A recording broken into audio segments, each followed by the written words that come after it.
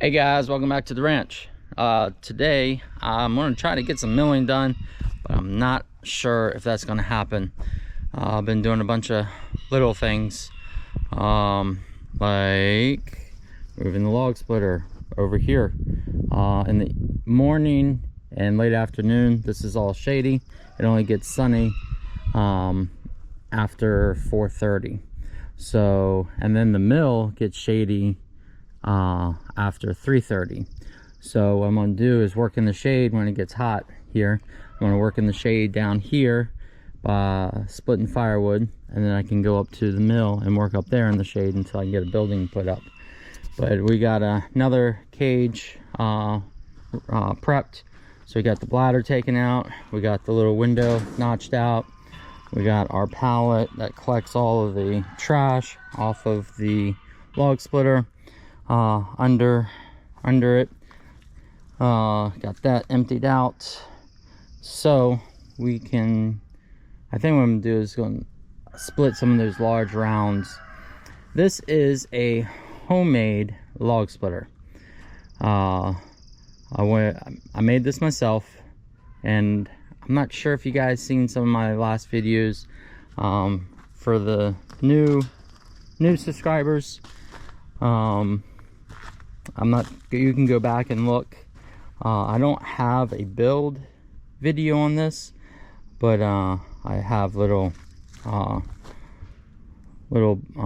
blurs here and there of me putting this together.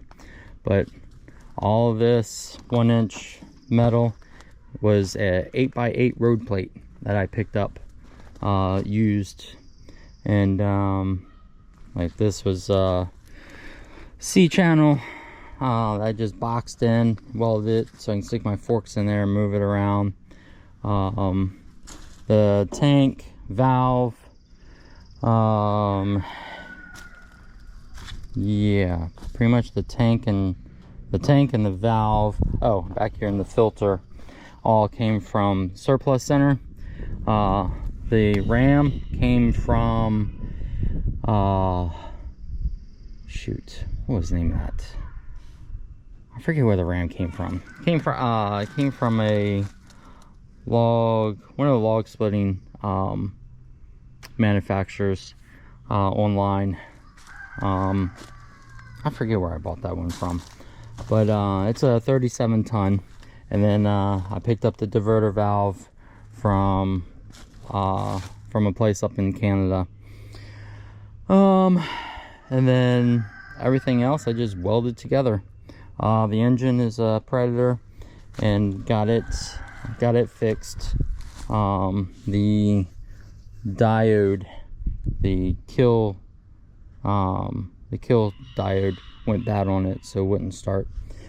And then the hoses I got from my local tractor, where I bought my tractor, Guy Brothers. Well, actually they're now renamed, so they got bought out.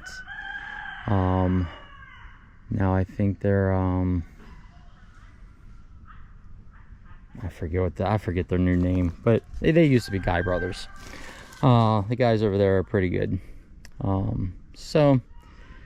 Yeah, this is my homemade log splitter. And then I went ahead and went on Amazon and picked up some of these HDPE plastic pieces for the guides, and I cut everything out with a acetylene torch, and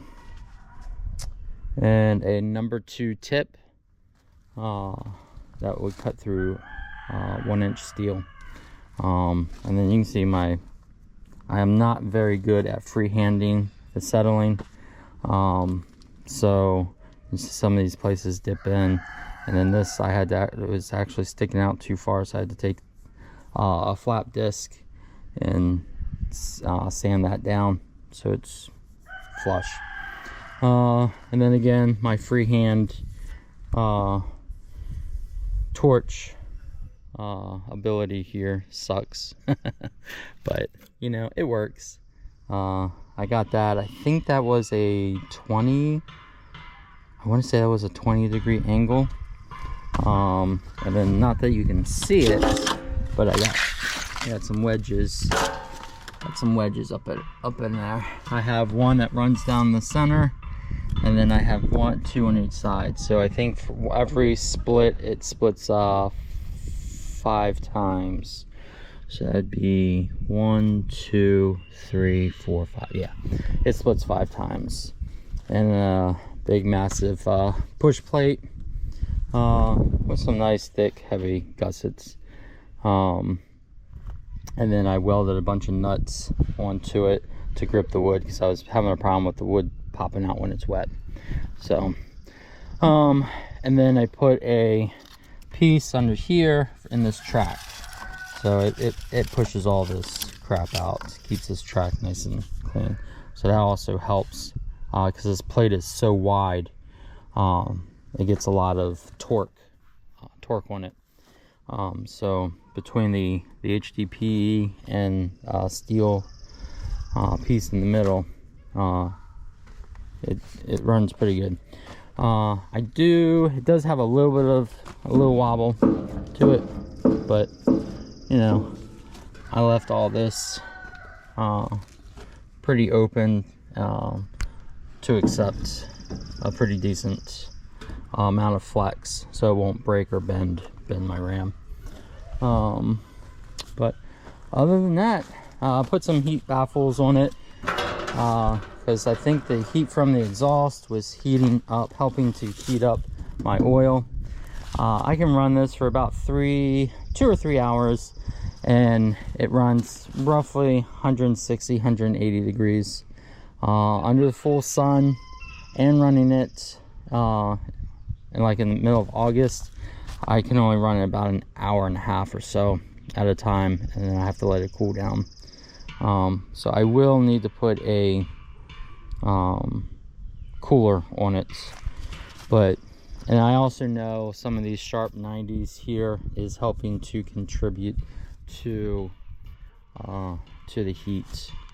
But until I get some time to redo these hoses, like this hose, I would put a soft 90 on it. That will also help take out some of the friction from the fluid moving through it pretty quick. The pump also came from the surplus center. That's down there. It's a 28 gallon per minute pump, 3200 psi, I believe. So yeah. All right, so that's the homemade log splitter. So let's go ahead and let's get some logs cut up, and I'll bring them over with the tractor, and we get a log on here. This will handle a pretty decent size log comfortably. I think the largest I've had on it was like a 33 inch log, and I made this I made the cradle a V shape, so the log just kind of sits right down in here. And I will be building a pullback arm, but right now I just have to use manhandle a large round. So and I probably will put a log lift also on this. I did make a table for it, and the table works great, but anytime I have to move the log splitter, moving the table also is kind of a hassle. So until I find a permanent location on the property somewhere, I'm just gonna have to keep moving it. And because also right now it's on a hill, I had to put a 6x6 under the leg to keep it relatively level. But again, once I find a permanent location, it will be level. I will put it on a concrete pad, and then put a table. I'll probably put a table and then put a log lift on the table. So, but I just like having the table and having that, large capacity to hold my logs. Makes it pretty easy. I can load the table up and then spend 20-30 minutes splitting, and it's pretty fast. I can split a basket in about 15-20 minutes. So that's about a third of a cord. So like I said, let me go get some logs, and I'll cut some logs up, and we'll split some wood. All right, so this is how I mark my logs. I got a 4-foot stick. I put little notches in with the chainsaw at 4 foot. Or sorry, put notches in at 16 inches, not 4 foot. That is one long log. So yeah, it's just shy. That one's just shy of 16. And that's you know, maybe I start on the other side. One of them. Yeah, 16, 32, and 4 foot. So I just basically line the edge up, and then just get a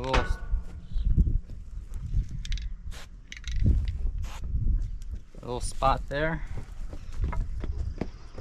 and then with this, one little spot there. That's how I mark my logs, to make sure they all stay roughly within 16 inches. So let me go grab the saw, and let's get these cut down.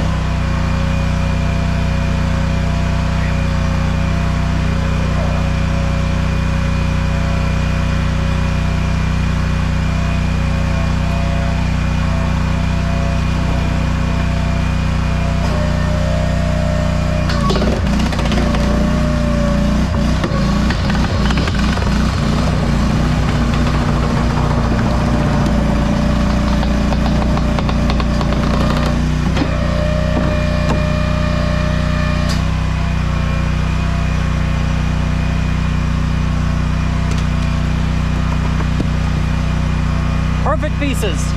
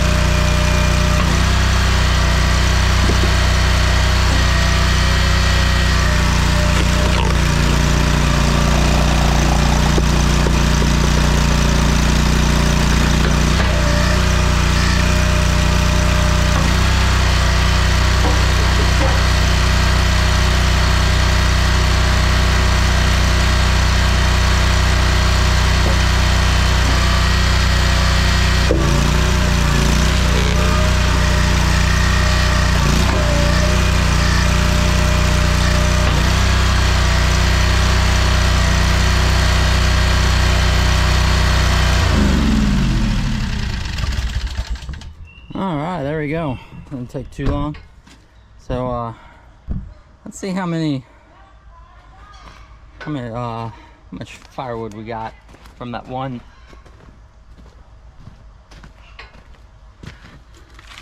From that 116, I think that one was a 30. That one was 31 inches.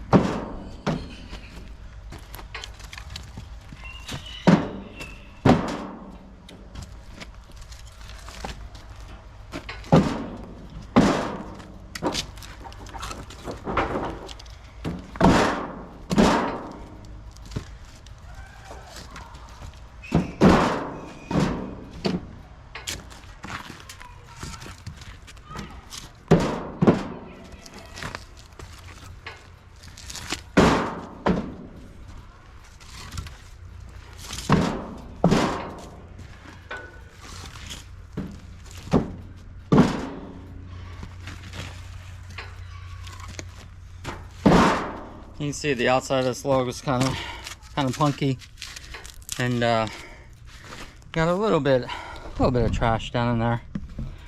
But I know box wedges, they make a little more trash, but now I don't really have to handle a lot of it. On these bigger ones I do.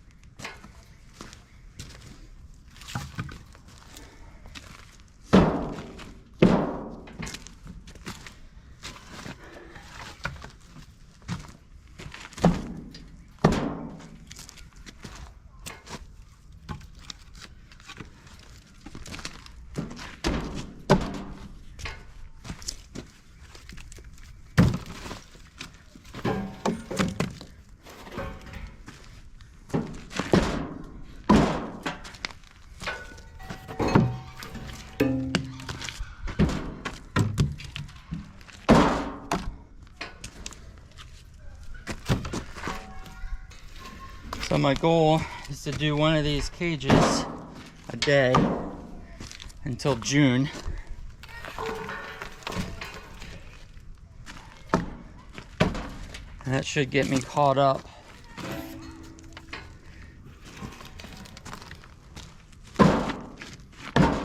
One, it'll get the wood pile down. And then two, it'll get me some firewood for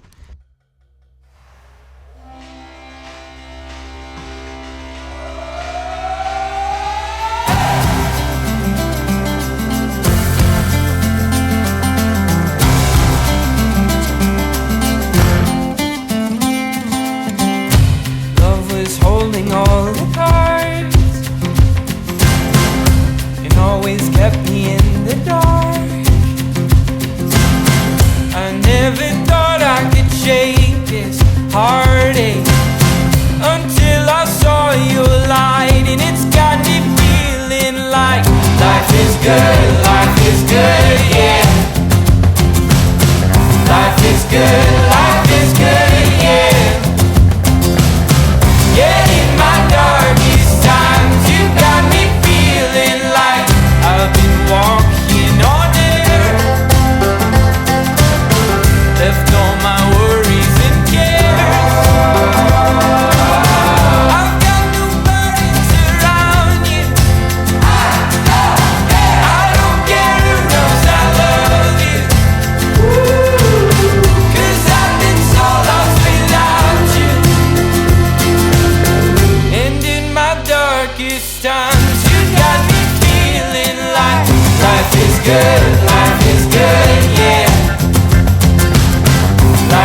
good, life is good, yeah. Yeah, in my darkest times, you got me feeling like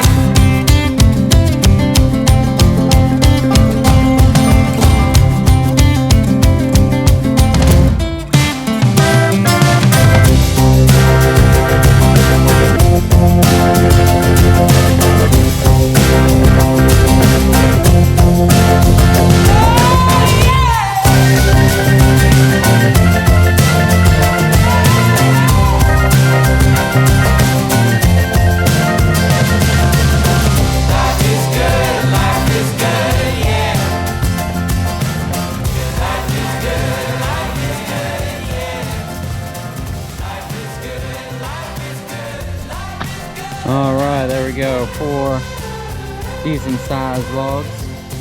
1 tote done. The last 2 are cherry, and the 2 before were oak. So it's a mix of oak and cherry. So that'll be ready to burn probably by December. So I'm gonna take this tote up to the upper wood yard and stack with all the other totes. But yeah, the log splitter works pretty well. There's a few things I would probably do different next time.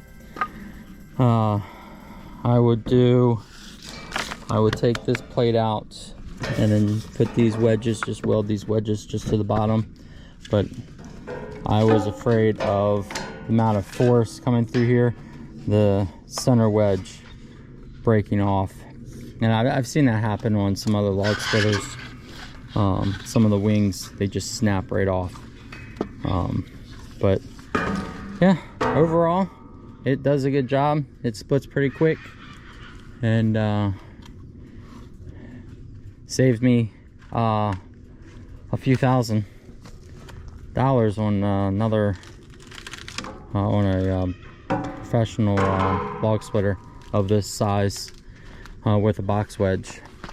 Overall, I have about 4,000 into this, and a splitter this size would cost me about 15,000. So yeah. But all right, guys, I think that's going to be it for today. It got dark faster than I anticipated, and I'm not going to get any milling done. So, but we will be doing some milling tomorrow. It's supposed to be nice. I think that's it, and I will see you guys next time. Take care.